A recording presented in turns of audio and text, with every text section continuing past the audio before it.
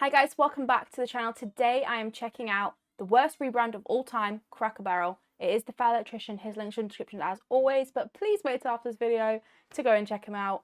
We'd really appreciate that. But make sure you do check him out if you haven't already, but I'm sure you probably do know who he is. I loved Cracker Barrel when we went, so I thought this would be a great video for me to do on my own. Obviously James did like it, I'm not saying he didn't, but I did like it probably more than him, I feel like.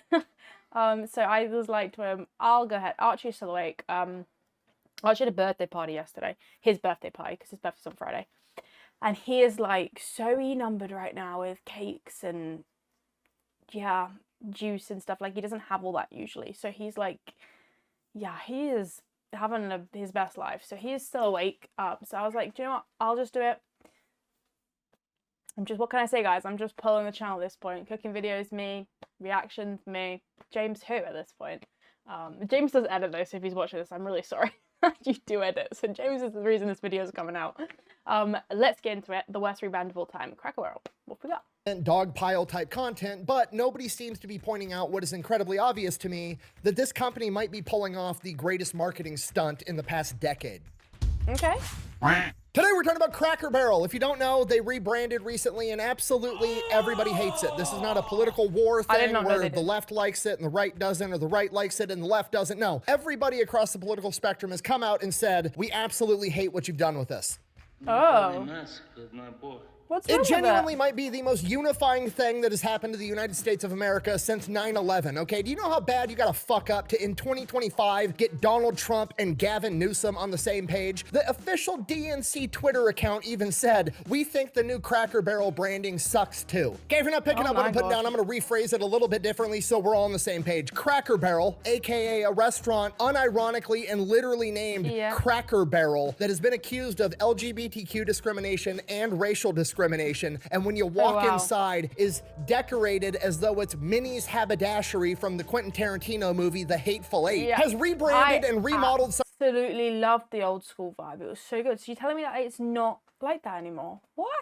Some of the restaurants, and they fucked it up so bad that even the woke leftists are like, no, no, no, no. The segregated bus stop vibes were better. Bring it back. They've literally done such a bad job that it almost feels like it's intentional.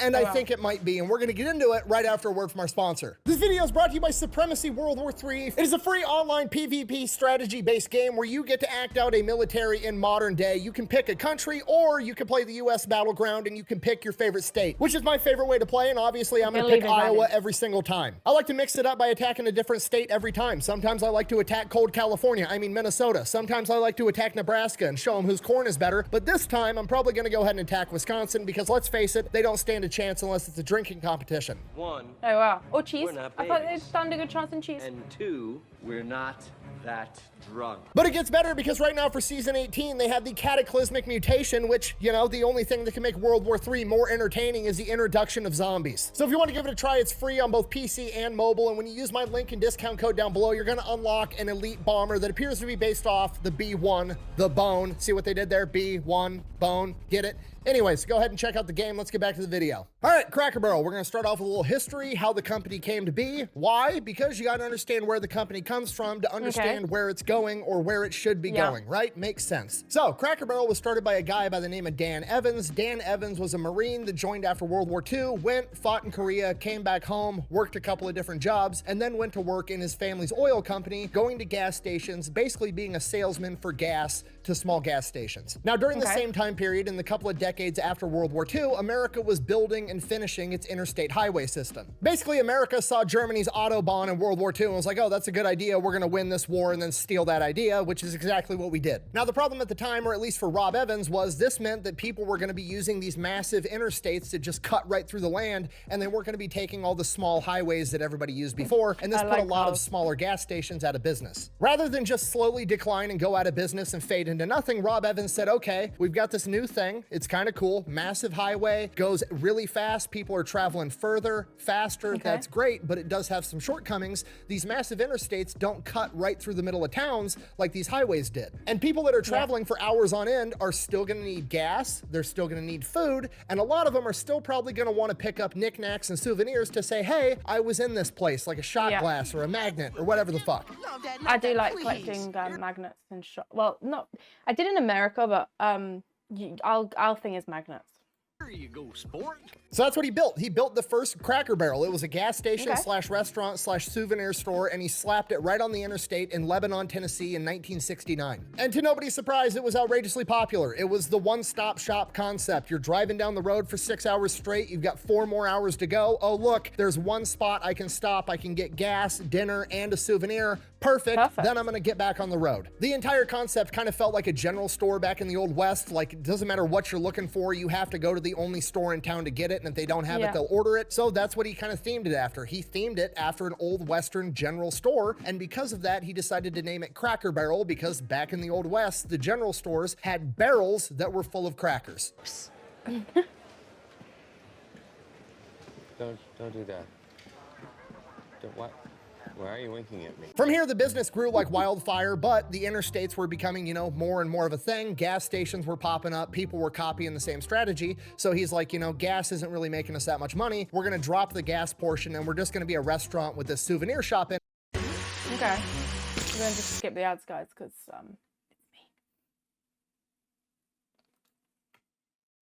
the interstate. And that is how we arrived at the Cracker Barrel that we all know today. It is a Western general store themed restaurant that serves Southern food and has a gift shop up front that is actually secretly evil but genius at the same time. That little knickknack shop up front is responsible for 20% of Cracker Barrel's overall revenue, and they made like $3.5 billion last year, meaning they're moving like $700 million worth of knickknacks every single year. I know what you're thinking, how is that even possible? That's pretty good.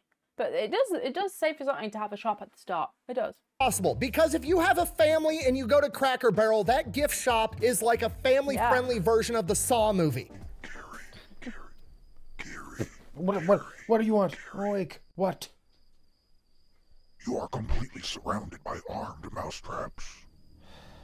There's a 15-minute wait at the restaurant. You now must stand inside of an old-timey toy store for 15 minutes with your small children and not be compelled to buy them a harmonica and a cap gun. Mission fucking impossible, okay? Sorry, I'm trauma dumping. Anyways, now we're in modern times. In 2023, they got a new CEO, Julie Masino, okay? Now, the CEO that she replaced was more or less shit-canned very politely. They didn't fire her, they accelerated her retirement plan. Okay, whatever, that's fine. They have a new CEO, this Julie Masino person. Is she an inside hire from the company that understands the culture and what makes the company successful? Okay. No, of course she isn't. We're gonna bring in somebody else that's an industry expert, and they're gonna know how to fix everything, which never, ever works. But you know what? Maybe she's the exception. Okay, what's her background? Oh, she was the head of marketing at Starbucks.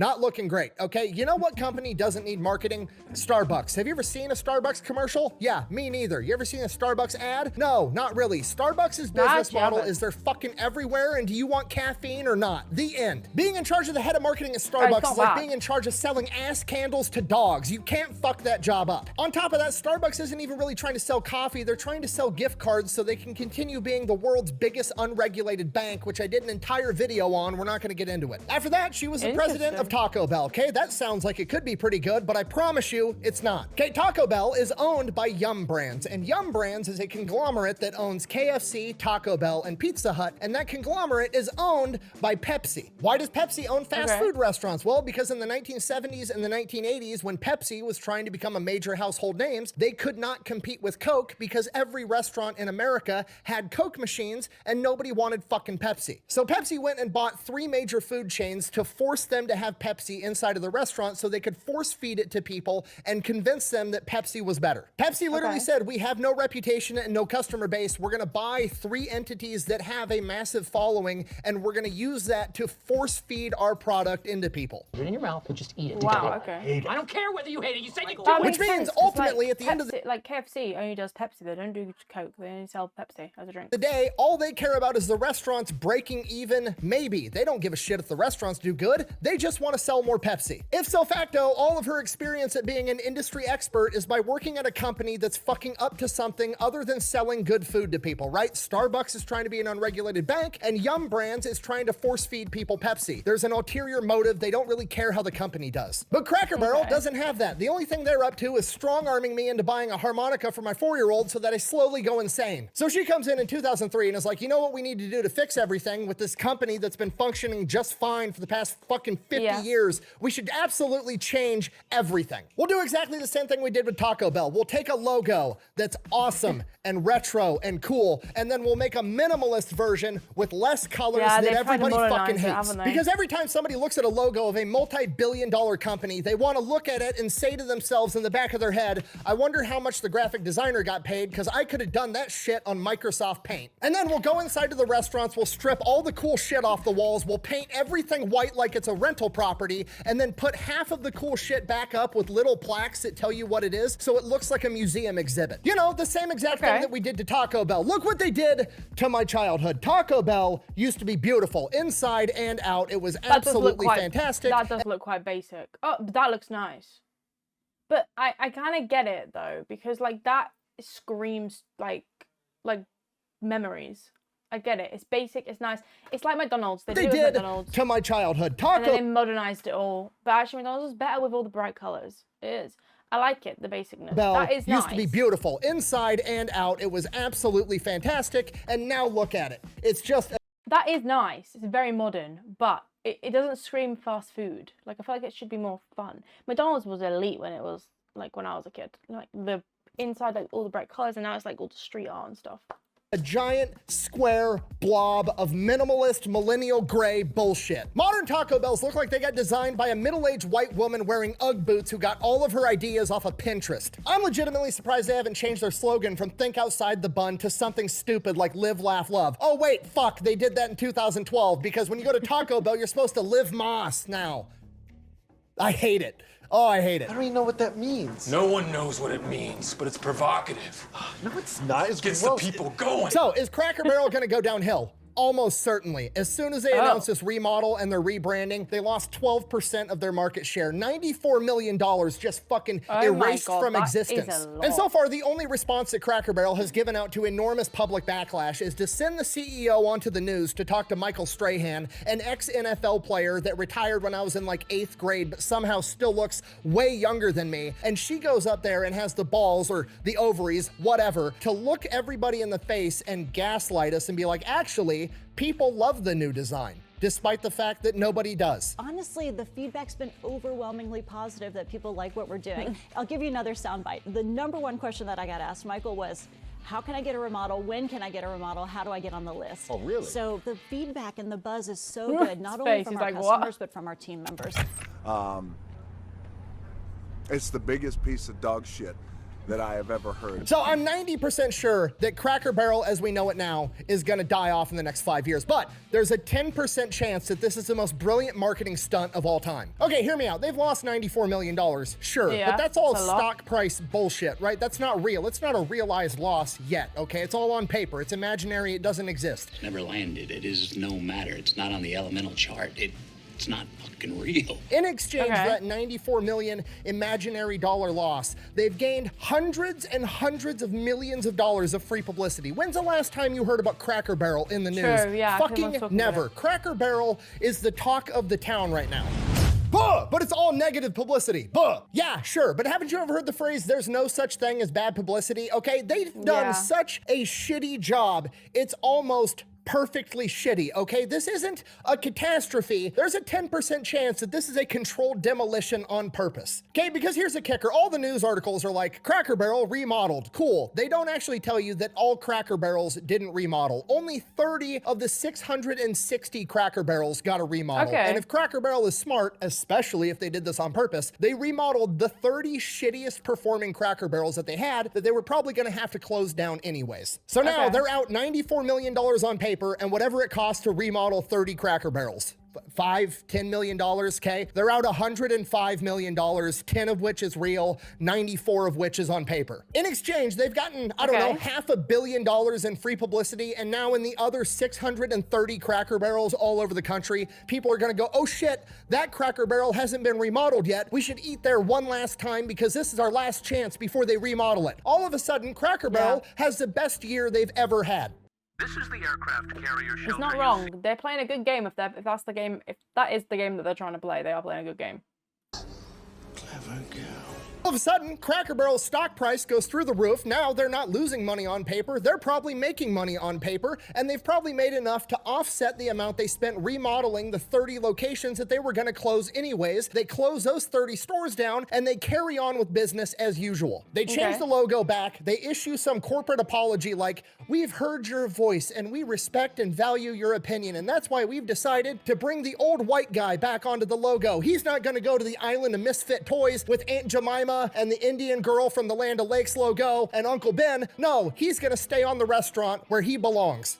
You're goddamn right. And we're not gonna remodel any more of the restaurants. Fuck America. The end. Okay, and I know what you're thinking. That seems like an awful lot to go through just to have one good year of sales. And I would agree with you, okay? But here is the reason that I'm giving this a 10% possibility. There was never an issue with Cracker Barrel's decor, okay? Nobody went in there and was ever complaining like, oh shit, this Cracker Barrel looks like a fucking Cracker Barrel, okay? You know what you're getting into when you go to Cracker Barrel. Nobody's complaining. If you go back to before this PR nightmare hit the internet, all of the complaints about Cracker Barrel were about the food quality, menu changes, and bad service, okay? Cracker Barrel didn't just remodel 30 locations, they also revitalized the menu across all 660 Cracker Barrels, including bringing back old favorites like Uncle Herschel's favorite. So presumably they fixed the actual issues that Cracker Barrel had, but the problem is with the restaurant, once you go there 2 or 3 times and you don't have a good meal, you're probably just never going to go there again. So they needed to come up with a way to convince people to come back to Cracker Barrel one last time, to give them one last chance, to give them a good experience, and they could have staged this entire PR nightmare on purpose to do just that. And the added kicker, they get to spin the entire thing like, hey, we're the one company that listens to you guys. We're the one company that didn't sacrifice their legendary, well-known mascot and take him off the brand forever. No, we brought him back because you guys wanted him. We kept the restaurant the same because that's what you guys wanted. Cracker Barrel is an American institution, and we listen to you guys and we give you what you want, and then everybody loves Cracker Barrel and their new awesome menu. But like I said, I don't think they're that smart. I give it a 10% chance that that's actually what's happening, and there's a 90% chance that Cracker Barrel is just circling the drain and will be gone in 5 years. So there's that. Thanks for watching. All right, emergency update. Never really had to do this before, and like I said, that's probably because I don't like covering emerging trendy topics, but I guess here we are. Everything you've seen up until this point was filmed on the 24th, and it is now the 26th at approximately 7 o'clock Central Time, and I've just been informed via Twitter or X, whatever the fuck you want to call it, that Cracker Barrel has issued their corporate apology, and they're going to be keeping their original logo. Because of this, I will now be updating my prediction. There is no longer a 10% chance that this is an intentional marketing ploy. There is now a 50-50 chance that this is intentional. They're doing it on purpose, and if they are, it's absolutely genius, and if they're not, it's the worst idea I've ever seen in my entire life. Anyways, thanks for watching. Best way to support the channel is go buy some merch over at thefatelectrician.com. Quack bang. Links in the description. Out. That was really good. If I'm right about this, I will, for the rest of my life, claim that somebody at Cracker Barrel headquarters saw my video, stole my idea, and saved the company forever. Probably not the truth, but that's what I'm gonna roll with. It's a good one to roll with. Is that it? Yeah. That was a great video. Let me know in the comments below your thoughts. Obviously, we enjoyed a Cracker Barrel when we went, but let me know if you guys not had a good experience there. And let me know your favorite meal, because mine definitely was chicken fried steak. Oh my god, it was so good. I wish I could have that again. Have a fantastic day, guys, and I'll see you in the next one.